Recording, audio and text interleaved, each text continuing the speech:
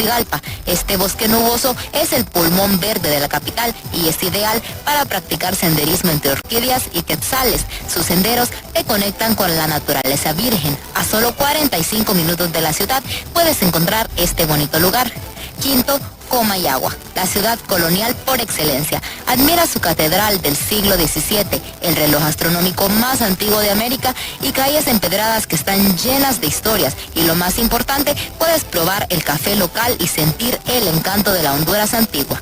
Honduras no es solo un destino en el mapa, es una sinfonía de historia maya, azules caribeños, selvas vibrantes y coloniales encantos que despiertan los sentidos, desde las escalinatas eternas de Copán hasta las arenas soñadas de Roatán. Cada rincón susurra historias de aventura y belleza inigualable.